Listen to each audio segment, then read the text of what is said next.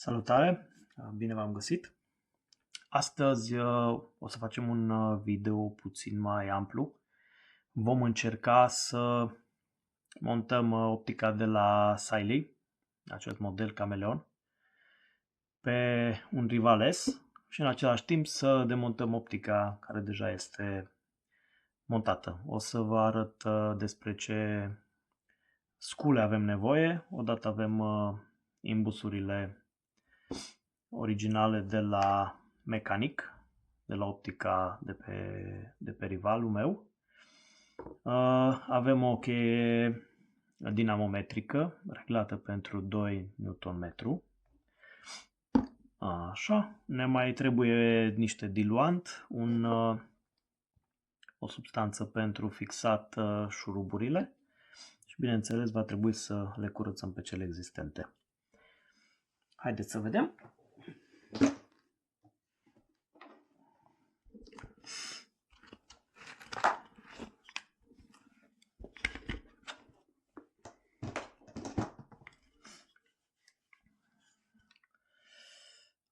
Verificăm în primul rând arma.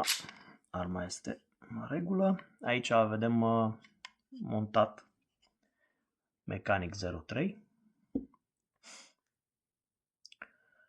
Așa. Eu am fost foarte mulțumit de... Între timp o să și lucrăm ceva. Eu am fost foarte... O desfacem, o dăm jos cu cheia originală. Nu o să folosim cheia dinamometrică pentru a nu o forța. Spuneam că am fost foarte mulțumit de această optică. Este foarte, foarte bună și în special în zonele unde avem poligon indoor este important ca optica să aibă reglajul manual. Nu recomand să folosim optică cu reglaj automat, de exemplu Shield-ul sau orice alt model. Da, după cum vedeți, e destul de simplu de demontat. Este aceeași bază, nu trebuie să schimbăm baza pe care o avem pe Mechanic. Este un R02, corespondentul RMR-ului. Bun. În principiu ar trebui să potrivească fără probleme și să vedem dacă potrivesc și aceleași șuruburi. Teoretic ar trebui să fie ok. Da, sunt ok. Le curățăm înainte cu puțin diluant ca să putem să aplica ulterior lichidul de fixare. Desfacem cel vechi.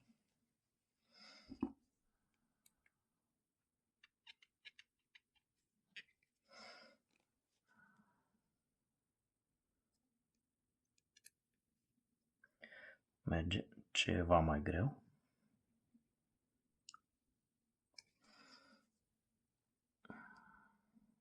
După cum vedeți, să insistăm puțin. Lăsăm puțin să se înmoaie. Până se dizolvă vopseaua, o să mai vorbesc puțin de această optică. La standul Siley, nu știu exact, cred că Siley se citește, așa am auzit pe americani. Nu e foarte veche, nu e foarte de mult pe piață. Ce îmi place la această optică este că reglajul se face prin apăsare, mărimea punctului de la 2 la 6 moa. Cu fiecare punct cu câte 8 trepte de intensitate și ei spun că au și varianta pentru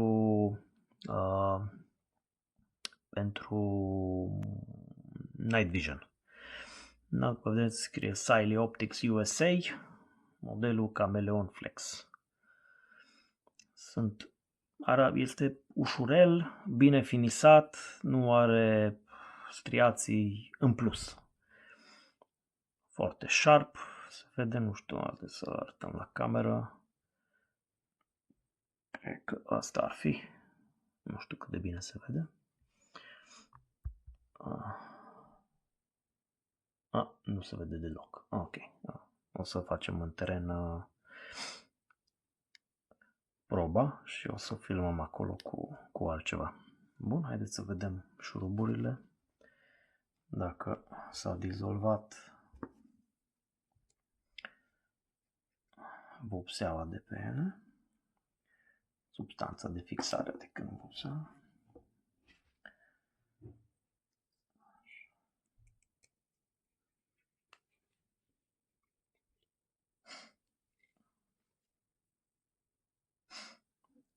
Ok. Bun.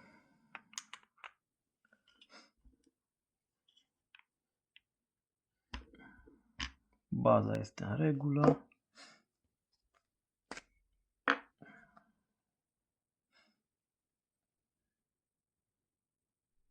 O să punem o cantitate mică de substanță de fixare, nu trebuie adăugată foarte multă, ci pur și simplu pentru a fixa în cazul șocurilor. Este indicat să folosim acest tip de substanță și o strângem. Am setat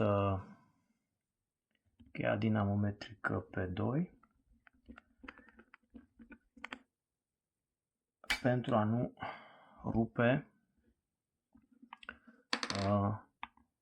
rupe șuruburile.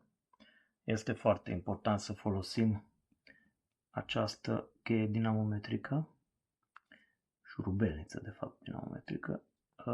Le strângeam cu mâna, dar ori le strângeam prea tare, ori prea puțin și au apărut probleme, ori se mai desfăceau șuruburile. Și atunci folosesc substanța asta de fixare plus cheia care întotdeauna nu minte. Dar este foarte bună pentru urgențe și cheia care vine cu optica. Dar dacă facem acasă, recomand o șurubelniță de genul ăsta. Bun, e foarte simplu.